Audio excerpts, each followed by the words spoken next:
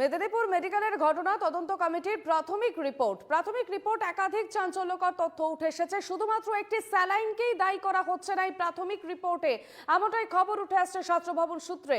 দুটি বিষয়কে অত্যন্ত গুরুত্বের সঙ্গে তদন্ত করা হচ্ছে। একটি হলো হিউম্যান এরার পার্ট এবং অপরটি হলো কেমিক্যাল এরার পার্ট। গত 8ই জানুয়ারি রাতে 5 প্রসূতির অস্ত্রোপচার হয় এবং সে সময় ছিলেন না কোনো সিনিয়র অ্যানাস্থেটিস্ট এবং অ্যানাস্থেসিয়ার করেন স্নাতকোত্তর প্রথম বর্ষের পিজিটিরা। আমাদের সঙ্গে টেলিফোন লাইনে রয়েছেন প্রতিনিধি অয়ন শর্মা। অয়ন, মেদিনীপুর মেডিকেলের এই ঘটনায় প্রাথমিক রিপোর্টে একাধিক বিষয় উঠে এসেছে, কি জানবো? বলে রাখি, এই মুহূর্তে আর কিছুক্ষণের মধ্যে স্বাস্থ্য ভবনে 13 সদস্যের যে মেডিকেল বোর্ডের বৈঠক হওয়ার কথা, সেই বৈঠক আজ কিছুক্ষণের মধ্যেই শুরু হয়ে যায়। মেডিকেল বোর্ডের যারা বৈঠক সদস্যরা তারা ইতিমধ্যেই এসে পৌঁছেছে। এবং তুমি যে প্রাথমিক তদন্তের রিপোর্টের কথা বললে, এই তদন্তের রিপোর্টে যে বিষয়টি প্রথমত উল্লেখ আসছে হিউম্যান এরার, সেটা যেমন থাকছে তার পাশাপাশি 2 নম্বরে রয়েছে কেমিক্যাল এরারের কথা বলা হচ্ছে। হিউম্যান এরারের বলতে বলা হচ্ছে যে যেদিনকে যখন এই 5 প্রসূতির অপারেশন হয়েছিল, সিজারিয়ান হয়েছিল, সেই সময় সিনিয়র একজন অ্যানাস্থেটিস্ট ছিলেন না, এমনটাই তদন্ত কমিটির সূত্র মারফত খবর। এবং তার পাশাপাশি সিনিয়র কোনো চিকিৎসক ছিলেন না অপারেশনের সময়। সেখানে অপারেশন করা হয়েছিল হয় পোস্ট গ্রাজুয়েটের কোনো ট্রেনি চিকিৎসক অথবা কোনো জুনিয়র ডাক্তার অপারেশন করেছিলেন। এই জায়গায় দাঁড়িয়ে রীতিমতো চিকিৎসক মহল প্রশ্ন তুলছে, একজন জুনিয়র ডাক্তারকে সঙ্গে নিয়ে থাকেন একজন সিনিয়র চিকিৎসকরা, অপারেশন এর সহায়ক হিসেবে জুনিয়র ডাক্তাররা থাকেন, কিন্তু নিজে থেকে দায়িত্ব নিয়ে কিভাবে যারা জুনিয়র ডাক্তাররা ছিল তারা দায়িত্ব থেকে এইভাবে অপারেশন করলেন, সেটা থেকে হিউম্যান এরার বলা হচ্ছে। সেটার জন্য খতিয়ে দেখা হচ্ছে। মেদিনীপুর মেডিকেল কলেজের অপারেশন থিয়েটারের সিসিটিভি ফুটেজ, সেই ফুটেজ ইতিমধ্যেই সংগ্রহ করা হয়েছে স্বাস্থ্য ভবনের তরফ থেকে, এবং সেই ফুটেজে খতিয়ে দেখছেন টেকনিক্যাল যারা অ্যানালিস্টরা রয়েছে, তারা খতিয়ে দেখছেন। পাশাপাশি কেমিক্যাল এরারের যে বিষয়টি, গতকালই একটি তথ্য আমরা পেয়েছিলাম সরাসরি সৌমিত্র ঘোষ, যিনি একেবারে তদন্ত কমিটির অন্যতম সদস্য, তিনি বলেছিলেন শুধুমাত্র রিঙ্গাল ল্যাকটোজ স্যালাইনের উপর ভরসা করে থাকলে হবে না, তাকে শুধু ভিলেন ভাবলে হবে না এই মৃত্যুর ঘটনা, কারণ এর সঙ্গে অন্য কোনো কেমিক্যাল বা ওষুধের রিয়াকশন থাকতে পারে। তার বক্তব্য, রিঙ্গাল ল্যাকটোজ স্যালাইন ওই একই দিনে মেদিনীপুর মেডিকেল কলেজ হাসপাতালে শুধুমাত্র প্রসূতি বিভাগ নয়, অন্য বিভাগও দেওয়া হয়েছিল। পাশাপাশি শহরের বিভিন্ন মেডিকেল কলেজ হাসপাতালে এই রিঙ্গাল ল্যাকটোজ স্যালাইন ব্যবহার করা হয়। তাহলে তাদের কোনো রিয়াকশন দেখা গেল না, কেন এই 5 প্রসূতির ক্ষেত্রে রিয়াকশন তৈরি হলো, কেন এক প্রসূতির মৃত্যু হলো, সেটাও কিন্তু তিনি উল্লেখ করে জাস্টিফাই করেছেন। সেখান থেকেই প্রশ্ন উঠেছিল যে শুধু কি তাহলে রিঙ্গাল ল্যাকটোজ স্যালাইন নাকি কোনো কেমিক্যাল এরার রয়েছে, অর্থাৎ যে অক্সিজেন দেওয়া হয়, জেবিটোমাইসিন একটি ওষুধ রয়েছে, এছাড়াও একাধিক ওষুধ দেওয়া হয়, সেই ওষুধ থেকে কোনো রিয়াকশন হয়নি তো, সেই কারণের জন্য সমস্ত ওষুধ যে ওষুধগুলি দেওয়া হচ্ছে তার ড্রাগ টেস্টে ইতিমধ্যে পাঠানো হয়েছে। এই টেস্টের রিপোর্ট আসছে কিন্তু বিষয়টি আরো পরিষ্কার হবে। তবে শুধুমাত্র রিঙ্গাল ল্যাকটোজ স্যালাইন দিয়ে নয়, এটা কিছুটা কিন্তু পরিষ্কার হলো আজকে পূর্ণাঙ্গ তদন্ত কমিটির রিপোর্ট, এই রিপোর্ট পৌঁছে যাবে। সেই রিপোর্টের পর কিন্তু গোটা বিষয়টি কিন্তু একেবারে খতিয়ে দেখা হবে স্বাস্থ্য ভবনের তরফ থেকে। অন্যদিকে 3 জন প্রসূতি এখনো পর্যন্ত হাসপাতালে চিকিৎসাধীন, তাদের অবস্থা যথেষ্ট আশঙ্কাজনক। মেডিকেল বোর্ডের তত্ত্বাবধানে তাদের চিকিৎসা চলছে। আরেকটা গুরুত্বপূর্ণ বিষয় যেটা একেবারে কোট আনকোট যেটা দেখানো হচ্ছে যে এই 5 প্রসূতির সিজার, সেখানে অ্যানাস্থেসিয়া করেছিলেন পিজিটিরা এবং তারা প্রথম বর্ষের ছাত্র। একদম তুমি সঙ্গে থাকো, আমাদের সঙ্গে টেলিফোন লাইনে রয়েছেন চিকিৎসক মানুষ গুপ্তা। মানুষবাবু, মেদিনীপুর মেডিকেল কলেজে একাধিক প্রাথমিক রিপোর্টে একাধিক তথ্য উঠে এসেছে এবং যেমনটা জানা যাচ্ছে যে এই 5 প্রসূতি যাদের সিজার করা হয়েছিল সেখানে অ্যানাস্থেসিয়া করেছিলেন পিজিটিরা, কোনো সিনিয়র ডাক্তার সেখানে উপস্থিত ছিলেন না। দেখুন, এখন তো সত্যি কথা বলতে প্রশাসন নিজেকে বাঁচানোর জন্য তার ঘাড় থেকে দায়িত্ব অন্যের ঘাড়ে চাপানোর জন্য যা যা করবার তাই করবে। এটা আমাদের কাছে নতুন কিছু নয়। স্বাস্থ্য ব্যবস্থার অস্বাস্থ্য দীর্ঘদিন ধরে চলছে। আমরা বলেছিলাম স্বাস্থ্য ব্যবস্থা কার্যত পচে গেছে। যা হচ্ছে এসব তার ওই হিমশৈলের চূড়া মাত্র, আপনারা যা দেখতে পাচ্ছেন। এই সেলাইন নিয়ে বিতর্ক তো আজকের নয়, গত 1 বছর ধরে চলছে। নানা হাসপাতাল থেকে রিপোর্ট আসছিল, বাইরের স্টেট এটাকে ব্ল্যাক লিস্ট করেছে, আর আমাদের যারা আছে স্বাস্থ্য দপ্তরের আধিকারিকরা তারা চোখ কান বন্ধ করে বসেছিলেন এবং এদের মানে ওই তৈরি বন্ধ, ব্যবহার বন্ধ, সতর্ক করা কোনোটাই হয়নি।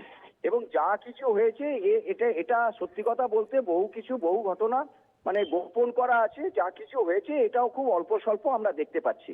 এবং এর জন্য যে দায় হলো, যে মৃত্যু হলো, তার দায় তো স্বাস্থ্য দপ্তরকে নিতেই হবে। তার কারণ তারা চুপ করে বসেছিলেন। এখন দায় ঝেড়ে ফেলতে নানা জনের গায়ে নানা রকম বলছে। কেউ বলছে হিউম্যান এরর, কেন রিঙ্গার ল্যাকটেট না চালিয়ে অন্য কিছু চালানো হলো না। কেউ বলছে কেমিক্যাল এরর, কেন ওই এর মধ্যে রিয়াকশন হলো, ইত্যাদি নানা রকম। এবং সর্বোপরি সেটা হচ্ছে এবার ডাক্তারদের ঘাড়ে দোষ চাপানো শুরু হয়ে গেল। সত্যি কথা বলতে সমস্ত মেডিকেল কলেজে যারা পিজিটি আছে তারা কাজ করে, তারা অ্যাসিস্ট করে, তারা ইন্ডিপেন্ডেন্টলি কাজ করলেও সুপারভিশনে কাজ করে। এটাই নিয়ম, এটা নতুন কিছু নয়। সারা পশ্চিমবঙ্গে সব জায়গাতে। এবার ওনারা প্রমাণ করতে পারবেন তো যে সিনিয়র ডাক্তার ওটিতে ছিলেন না এবং শুধু জুনিয়র ডাক্তাররাই কাজ করছিলেন? যদি সেটা না হয় তাহলে এই কথাটা বলে দায় এড়িয়ে দিয়ে মানুষের ক্ষোভকে উল্টো দিকে ঘুরিয়ে দেওয়ার একটা পরিকল্পিত প্রচেষ্টা চলছে বলে আমরা মনে করি। এবং সেই জায়গায় তো এটা ঠিক যে গোটা পশ্চিমবঙ্গের সমস্ত মেডিকেল কলেজের এটাই নিয়ম। যখন এমার্জেন্সি অপারেশন হয় তখন সিনিয়র ডাক্তাররা উপস্থিত থাকে এবং উপস্থিত শুধু টাকা নয়, তারা নজরদারি রাখে এবং শুধু নজরদারি রাখা নয়, কোনো কঠিন অপারেশন হলে সেই করে আর জুনিয়র ডাক্তাররা অ্যাসিস্ট করে। এটাই স্বাস্থ্য ব্যবস্থার সাধারণ নিয়ম। বলে সেই সাধারণ নিয়ম কোথাও ব্রেক হয়েছিল কিনা তদন্ত হোক। তদন্ত যেমন সেটাতেও হবে, তেমন একইভাবে যারা চোখ কান বন্ধ করে বসেছিলেন তারাও কিন্তু যেন তদন্তের আওতায় আসে সেটাও সুনিশ্চিত করতে হবে। ওখানে ধন্যবাদ। কোনো এই নিয়মের ব্রেক হ্যাঁ, হয়েছিল হ্যাঁ। কিনা সেটা যেমন তদন্ত হওয়ার দরকার।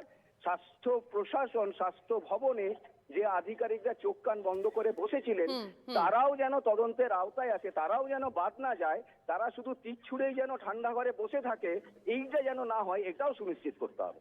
বেশ, ধন্যবাদ মানসবাবু। আমরা কথা বললাম চিকিৎসক মানস গুমটার সঙ্গে।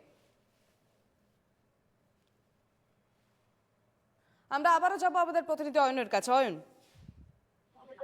দেখো, যে বিষয়টা এখান থেকে কিন্তু যে মূল যে তদন্ত কমিটির যে রিপোর্ট, সেই রিপোর্ট বা একেবারে একটা জিনিস পরিষ্কার তোমাকে বলে রাখি যে শুধুমাত্র এই যে চ্যালেঞ্জ, এই চ্যালেঞ্জের উপরে নির্ভর করে থাকছেন না যে তদন্ত কমিটি সদস্য, সেটা কিছুটা পরিষ্কার, কিছুটা হলেও ধোয়াতে কাটলো।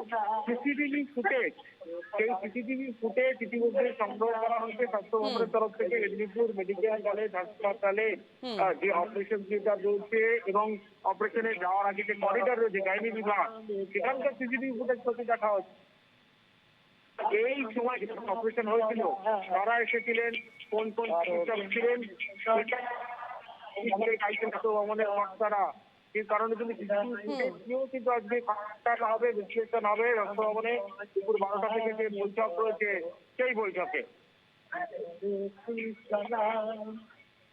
বেশ, আপাতত অনেক ধন্যবাদ অয়ন। আমরা পরে আবারও আপডেট নেব তোমার থেকে।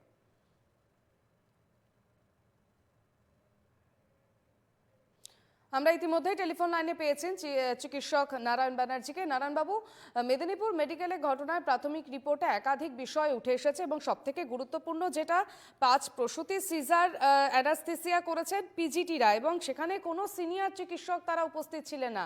এত বড় একটা দায়িত্ব পিজিটিদের দিয়ে কেন সিজার করানো হলো সেই বিষয়ে কিন্তু প্রশ্ন উঠছে। দেখুন, আমার মনে হয় পোস্ট গ্রাজুয়েট ট্রেনি মানে কিন্তু তারা অলরেডি কিন্তু হয়তো 3rd year post graduate trainee, caesarean section করতে তারা পারবেন, সেটা খুব একটা টাফ না। প্রবলেমটা হচ্ছে কি জানেন তো, মানে প্রসূতির যে সিজারিয়ান করার আগে অনেক সময় আমরা প্রসূতির অন্য কোনো রোগ আছে কিনা দেখে নিই। যেমন আমার দেখা বহু প্রসূতির মানে সিজারিয়ান পর হার্ট ফেলিওর হয়েছে, যেহেতু হার্টের পাম্পিং ক্যাপাসিটি কম ছিল। আমার মনে হয় যিনি করেছেন বা যিনি অ্যানাস্থেসিয়া দিয়েছেন তার চেয়েও বেশি important pre operative basic check up হয়েছে কিনা, যেটা কিন্তু বহু জায়গায় হয় না। পেরিপার্টাল কার্ডিওমায়োপ্যাথি বলে একটা এন্টিটি, টোটালি আমার মনে হয় এটা সম্ভবই না মানে সরকারি জায়গায় প্রত্যেককে ধরে ধরে একটা ইকো করানো। কিন্তু আপনি বেসরকারি জায়গায় দেখুন, একটা ইকো করানো হয় যে তার কোনো যদি ফাইন্ডিংসে পাওয়া যায়। কারণ এত পেশেন্টের মধ্যে ক্লিনিক্যালি সে হাই রিস্ক সিজারিয়ান সেকশন কিনা এই ব্যাপারটা ডিফারেন্সিয়েট করবে কি করে? আজকে প্রাইভেটে আমরা যদি করি, আমরা কিন্তু 10 জনেরই অপারেশনের আগে একটা ইকো করাটা ম্যান্ডেটরি করে দিয়েছি, হুম কারণ বহু পেশেন্ট হার্ট ফেলিওরে চলে যায়। এখানে কম্পিটেন্স অফ দ্য সার্জন এবং অ্যানাস্থেসিয়া, এটা নিয়ে আমি খুব প্রশ্ন তুলবো না যদি ওরা থার্ড ইয়ার হয়, কারণ আর 1 বছরের মধ্যে বেরিয়ে গেলে তাহলে ওরা ইন্ডিপেন্ডেন্টলি প্র্যাকটিস আরম্ভ করবে। এখানে প্রশ্নটা হচ্ছে রুগীর সিলেকশন। রুগী কি হাই রিস্ক সিলেকশনে, হাই রিস্ক ক্যাটাগরিতে ছিল? এখন দেখুন, যদি এরকম পরপর আসতে থাকে, তার ব্লাড প্রেশারটাও অনেক সময় ভালোভাবে মাপা হয় না, ব্লাড প্রেশার মেশিনেরও এরর হয়। এই সমস্ত জিনিসগুলোই মাথায় রাখতে হবে। সার্জনের কম্পিটেন্ট না ইনকম্পিটেন্ট সেটা ভবিষ্যতই বলতে পারবে। বেশ বেশ ধন্যবাদ নারায়ণবাবু।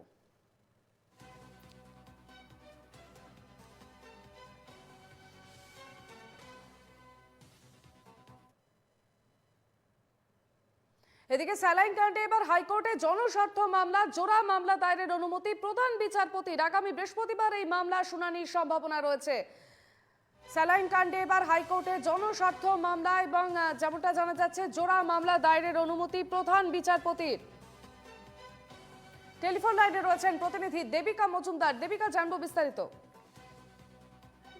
স্যালাইন নিয়ে গত কয়েকদিন ধরে যেভাবে ঘটনাগুলি ঘটে যাচ্ছে একের পর এক, তারপরে এই স্যালাইন কাণ্ডে যেভাবে একের পর এক ঘটনা ঘটছে এবং তার পরিপ্রেক্ষিতেই এই জনস্বার্থ মামলা দায়ের করার অনুমতি চাওয়া হয়েছে এবং সেই অনুমতি চাওয়া হয়েছে প্রধান বিচারপতি ডিভিশন বেঞ্চে। স্যালাইন নিয়ে জনস্বার্থ মামলা দায়েরের অনুমতি চাওয়া হয়েছে প্রধান বিচারপতি ডিভিশন বেঞ্চে এবং সেই অনুমতি দেওয়া হয়েছে। আগামী বৃহস্পতিবার এই মামলার শুনানি রয়েছে।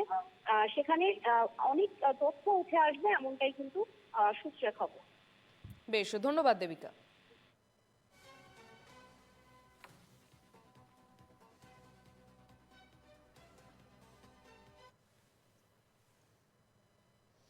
এদিকে এসএসকেএমে ঢুকলো লখনৌয়ের সংস্থা তৈরি রিঙ্গাল ল্যাকটেড এবং সেন্ট্রাল স্টোর থেকে নিষিদ্ধ আরএল স্যালাইন তুলে নেওয়ার কাজ শুরু হয়ে গিয়েছে। এবার থেকে রোগীদের চিকিৎসায় নতুন ব্যাচে স্যালাইন দেওয়া হবে।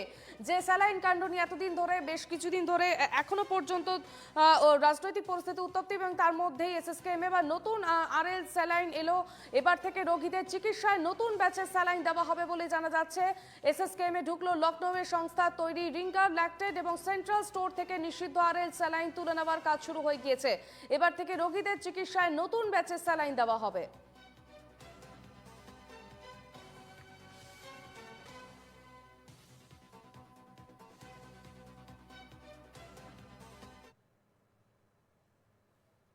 এনকেটিভি বাংলার খবরের জের মালদার হরিশ্চন্দ্রপুর হাসপাতাল থেকে সমস্ত রিঙ্গাল ল্যাকটেড স্যালাইন তুলে নিল হাসপাতাল কর্তৃপক্ষ। ওই হাসপাতালে রোগীদের নিষিদ্ধ রিঙ্গাল ল্যাকটেড স্যালাইন দেওয়া চলছে বলেই অভিযোগ উঠেছিল রবিবারই।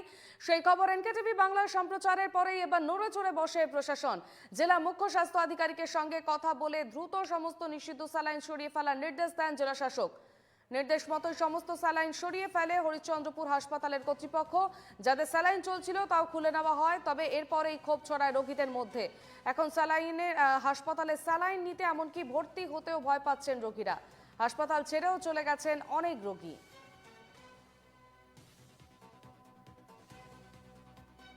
লাগছে না স্যার, ওই যে এখন বিনা ইসের স্যালাইন চলাচ্ছে, এখন বিনা ইসের স্যালাইন চলাচ্ছে তো ওটা তো ভয় লাগবে।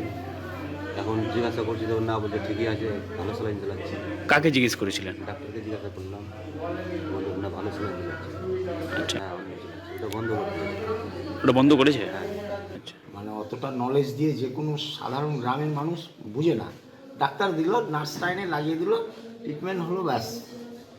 হয়তো আপনি শুনতে পেয়েছেন বা দেখেছেন সেরকম, আজ এসে এই জিনিসটা ধরা পড়ছে বা বলতে পারছেন।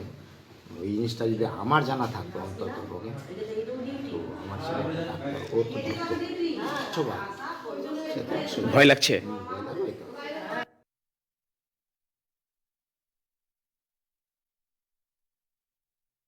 এবং আমাদের নির্দেশিকা এসছে। কখন আসলো নির্দেশিকা? আমাদের ডিস্ট্রিক্ট হেলথ থেকে বলা হয়েছে এবং আমাদের যিনি বিময় সাহেব আছেন উনি আমাদেরকে বলেছেন। হ্যাঁ, যেহেতু আমাদের একটা আকস্মিক ঘটনা ঘটেছে, আমরা জানি এটা সংবাদ মাধ্যমে এবং সবাই আমরা অবগত আছি, সেই জন্য আমরা সেটাকে যেটুকু ছিল সব আমরা ডিসকার্ড করে দিয়েছি। যে আজকে থেকেই সরানো হয়েছে আড়ালটা। আমি তো আজকে সকাল থেকে ডিউটি আছি, সেখান থেকে কোনো আরএল আমি দেখিনি। এখন কোনটা ইউজ করা হচ্ছে? এখন যেরকম পেশেন্ট আছে, পেশেন্টের নিরিখে যেরকম আমাদের ফ্লুইড দরকার হয়, বিভিন্ন ফ্লুইডের তো বিভিন্ন রকম প্রকারভেদ রয়েছে, শুধুই আরএল নয়, সেখানে এনএস রয়েছে, ডিএনএস রয়েছে, 5D রয়েছে, বিভিন্ন রকমের ফ্লুইড আছে। যেরকম পেশেন্ট আছে সেরকম পেশেন্টের উপর, রোগের উপর ভিত্তি করে আমরা স্যালাইনটা দিয়ে থাকি। যদি আমাদের নিতান্তই আরএল প্রয়োজন হয় তো সেটা আমরা লোকালি ম্যানেজ করার চেষ্টা করছি।